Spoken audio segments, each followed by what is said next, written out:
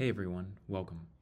I'm excited to show you Mental Poker, an entirely on-chain version of Texas Hold'em, built with group encryption, also known as commutative encryption.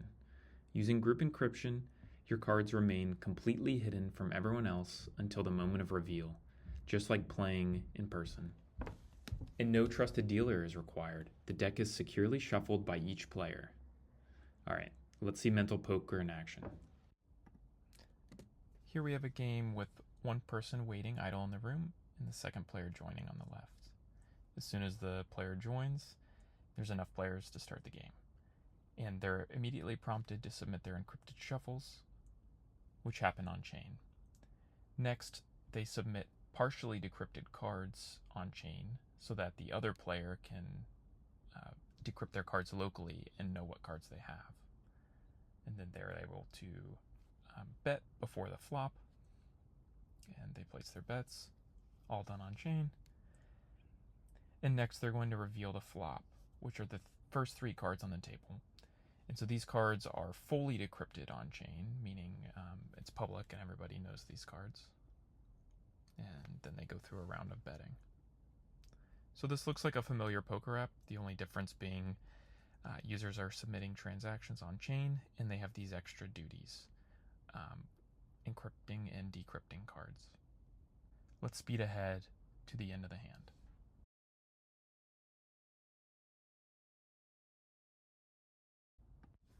We're now at the end of the hand where all the players remaining are required to reveal their hands to everybody.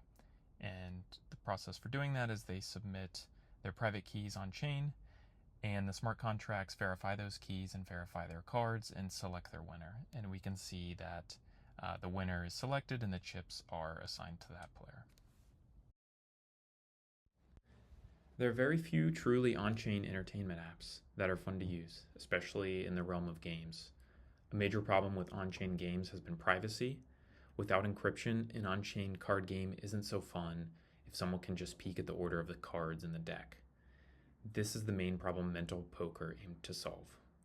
Along the way, there were some additional challenges that had to be solved, such as gas limits for computing encryption, smart contract size limits, and automatically prompting players for on-chain encryption and decryption transactions. The name Mental Poker comes from the original paper describing a solution to two people wanting to play poker over the phone. It was written by the same inventors of the well-known and widely used RSA encryption. They defined a practical solution to the problem of playing poker remotely, without a trusted party, by only exchanging messages between the players. A version of their solution is used in combination with wallets and on-chain data to make everything secure and verifiable. The result is a poker app that looks and feels like a normal game of poker, just that every action is on-chain with some extra duties like submitting encrypted shuffles and decrypted cards. All of which, for another day, could be done in the background with something like a Coinbase Wallet Sub Account. Okay, let's take a quick look at how this works. First, each player generates their key. In this case, we have Bob, who is the first person to encrypt and shuffle the deck. He takes a regular deck of cards, encrypts it, shuffles it, and posts those 52 encrypted values on chain. Then, Alice takes her key and those encrypted values, encrypts them again, shuffles them, and posts them on chain. Alice's cards are at index 0 and 2, and Bob's cards are at index 1 and 3, just how our normal game of poker is played. Next, Alice takes the encrypted values on chain and decrypts cards 1 and 3, but only partially.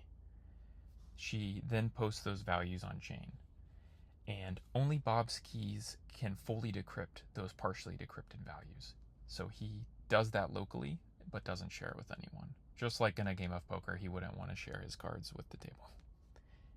And also Bob does the same for Alice's cards, and she decrypts her cards locally.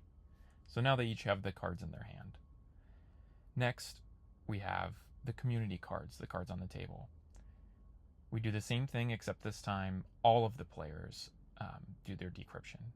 And so those cards are publicly known on the smart contract, just like in a game of poker. Everyone knows the cards on the table. And now if Alice and Bob play until the end of the hand, they're required to reveal their cards. And the way this is done is that they post their private keys on chain. The smart contracts take those private keys, determine the cards that they have are valid, find the best hand for each player, determine which player has the best poker hand, and assigns the chips to that player. Now, what are some caveats with this architecture? One is that players can submit incorrect encryption values. Maybe they just submit something random, or maybe they try to lie and pretend that they have cards that they don't. And unfortunately, it would take all of the players submitting their private keys on chain for the smart contracts to determine who was lying or behaving incorrectly. And it's not something that we can catch in the moment.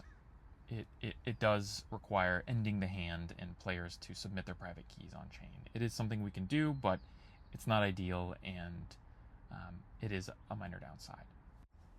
And so far, I have implemented a feature where players can report invalid cards, but I don't yet have the functionality to determine which player acted incorrectly and either kick that player or assign some maybe bad actor or spam score to their address. I don't have that second part done.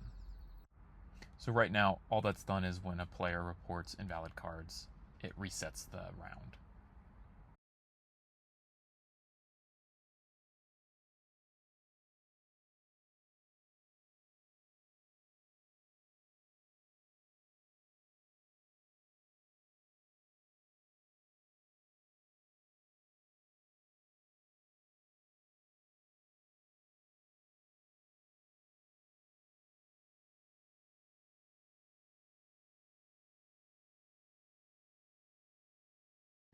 One integration I'd really like to make with Mental Poker is with Coinbase Wallet's Sub Accounts feature.